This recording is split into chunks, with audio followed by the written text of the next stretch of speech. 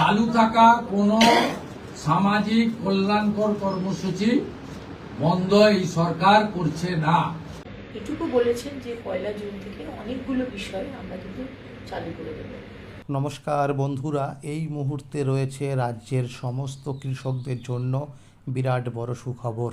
আপনি যদি একজন কৃষক হয়ে থাকেন তাহলে এই মুহূর্তে রয়েছে আপনার জন্য গুরুত্বপূর্ণ আপডেট। তৃণমূল সরকার থাকাকালীন যে কৃষক বন্ধু প্রকল্প ছিল, বাংলা শস্য বীমা প্রকল্প ছিল, বর্তমানে তো এখন রাজ্যে গঠিত হয়েছে নতুন বিজেপি সরকার। তাহলে সেই কৃষক বন্ধু প্রকল্প এবং বাংলা শস্য বীমা প্রকল্প কি বন্ধ হয়ে যাবে, নাকি সেই প্রকল্পের আর্থিক সহায়তা দেওয়া হবে, নাকি নতুন কোনো প্রকল্পের মাধ্যমে কৃষকদের আর্থিক সহায়তা দেওয়া হবে? সেই বিষয়ে সঠিক আপডেট জানানো হয়েছে আজকের এই গুরুত্বপূর্ণ ভিডিওটির মাধ্যমে। মুখ্যমন্ত্রী শুভেন্দু অধিকারী জানিয়েছেন এইবার কিন্তু অনেক কৃষকরা টাকা পাবে না।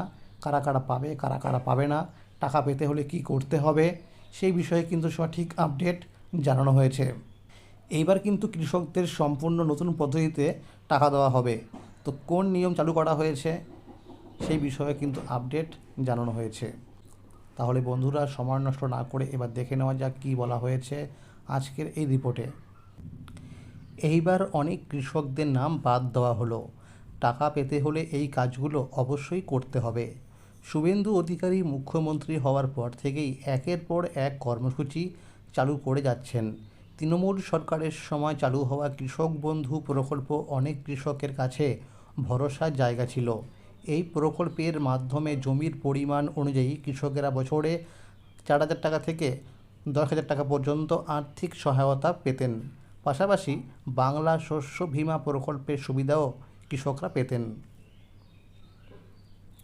11ই মে মন্ত্রিসভার বৈঠকে ঘোষণা করা হয় আগের সরকারের কোনো সামাজিক প্রকল্প বন্ধ করা হবে না, তবে প্রকল্পগুলির নাম পরিবর্তন হতে পারে এবং আর্থিক সহায়তার পরিমাণও বাড়ানো হতে পারে। সরকারি ওয়েবসাইটগুলিও আপডেট করা হচ্ছে। ইতিমধ্যে বিভিন্ন সরকারি ওয়েবসাইটে পরিবর্তনের কাজ শুরু হয়েছে। এই ঘোষণার পর কৃষকদের মধ্যে আবার নতুন আশার আলো দেখা গেছে। ইতিমধ্যেই সরকারি ওয়েবসাইটগুলিতে তৃণমূল সরকারের এগিয়ে বাংলা লোগো পরিবর্তন হয়েছে। ভোটের আগে বিজেপি প্রতিশ্রুতি দিয়েছিল সরকার গঠন হলে কেন্দ্রীয় সরকারের সব প্রকল্প পশ্চিমবঙ্গে চালু করা হবে।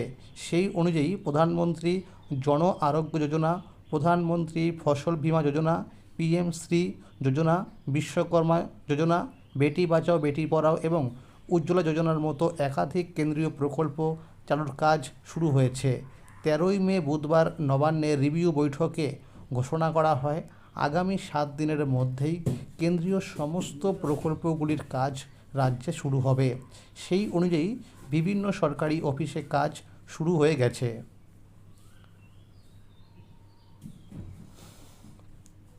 সূত্রের খবর, কৃষক বন্ধু প্রকল্পের পুরনো উপভোক্তাদের তথ্য ব্যবহার করেই নতুন প্রকল্পে টাকা পাঠানো হবে। তাই পুরনো উপভোক্তাদের নতুন করে আর আবেদন করতে হবে না।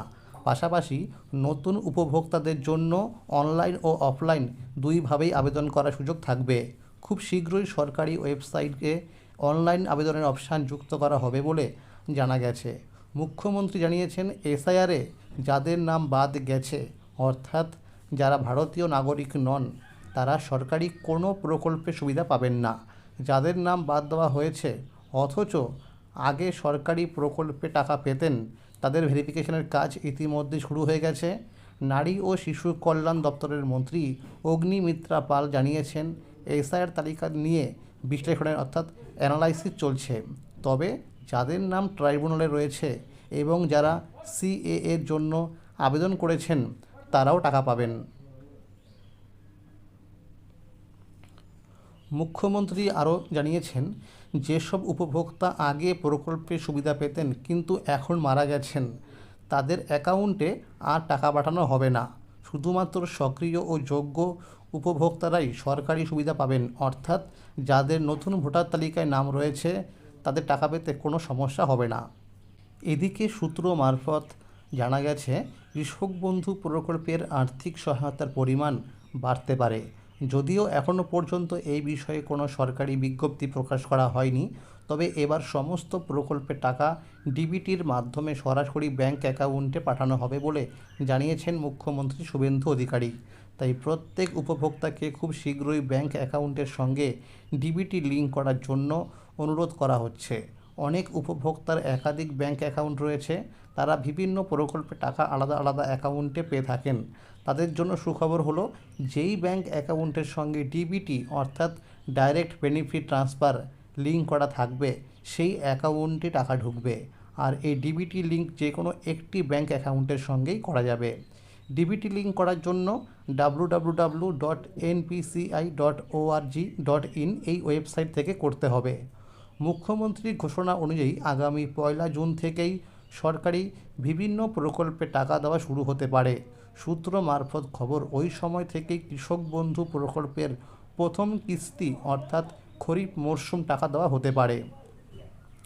একই সঙ্গে ওই দিন থেকেই সরকারি বাসে মহিলাদের জন্য সম্পূর্ণ বিনামূল্যে যাত্রার ব্যবস্থা চালু কার্যকর করা হবে।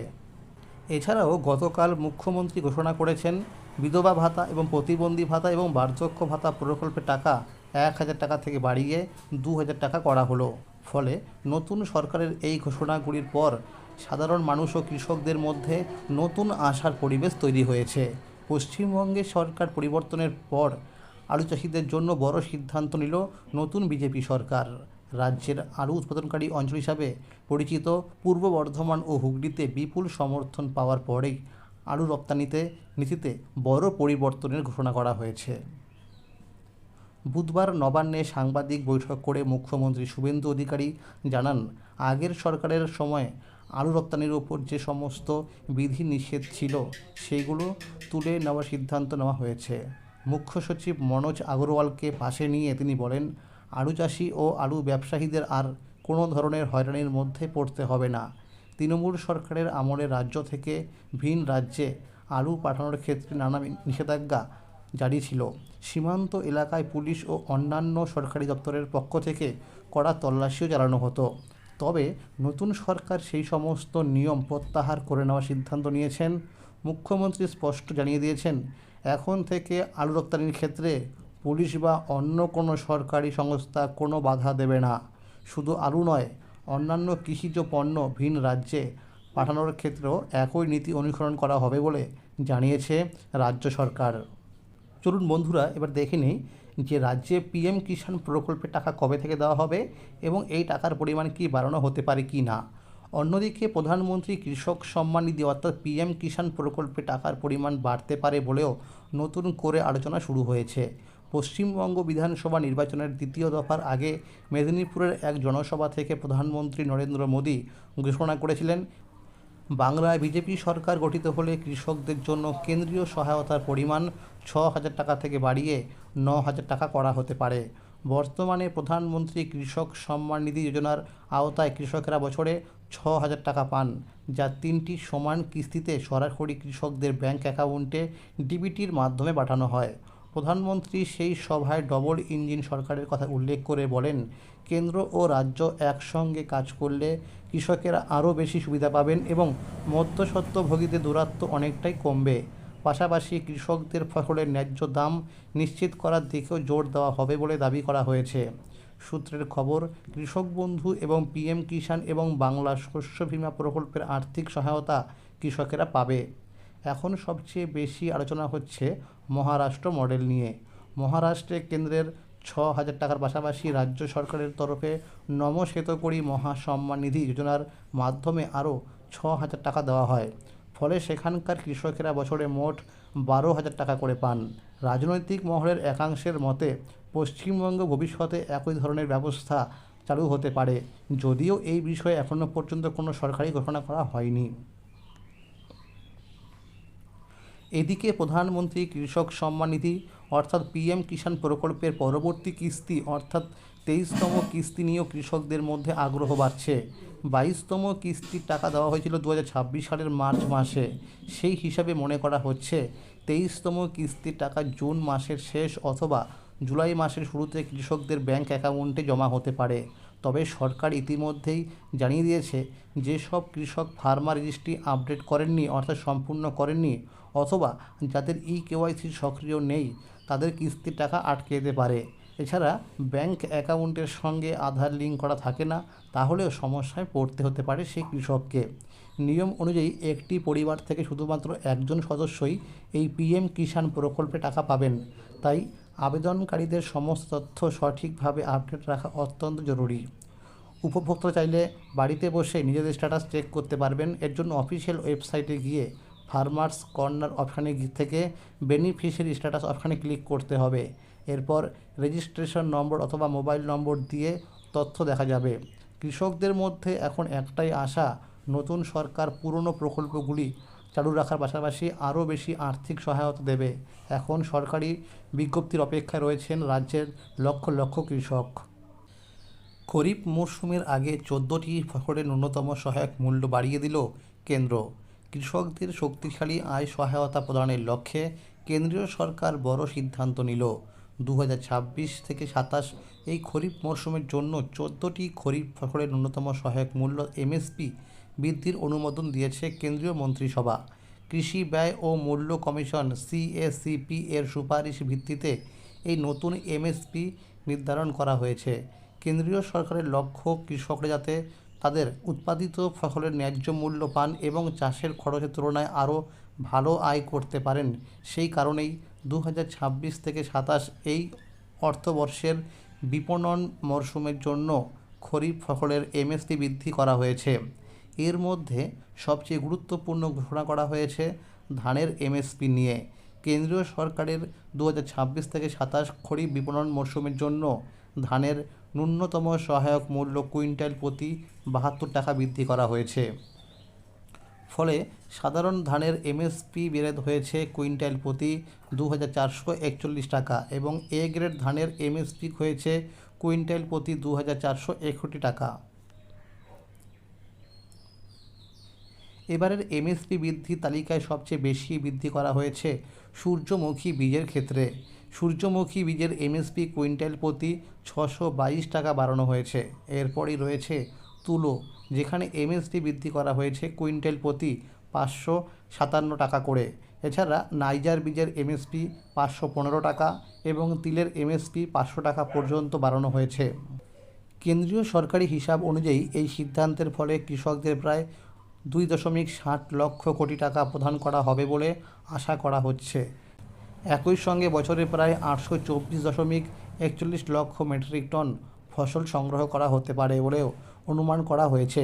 কেন্দ্রীয় সরকার আরও জানিয়েছে, এমএসপি এমনভাবে নির্ধারণ করা হয়েছে যাতে তা উৎপাদন খরচের তুলনায় অন্তত 50% বেশি থাকে।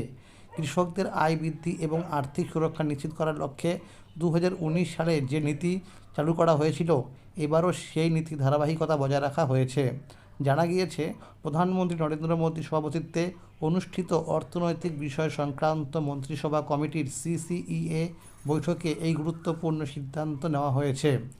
সেপ্টেম্বর থেকে অক্টোবর 2026-27 খরিফ বিপণন মরশুমকে সামনে রেখেই এই এমএসপি বৃদ্ধির ঘোষণা করা হয়েছে। তাহলে বন্ধুরা, আজকের এই ছিল আপডেট। এই রকম আরও নতুন নতুন আপডেট সবার আগে পেতে হলে চ্যানেলটিকে অবশ্যই মনে করে সাবস্ক্রাইব করে রাখুন এবং সকলের কাছে শেয়ার করে দিন। আর যদি ভিডিওটি ভালো লেগে থাকে অবশ্যই একটি লাইক করে দেবেন। ধন্যবাদ।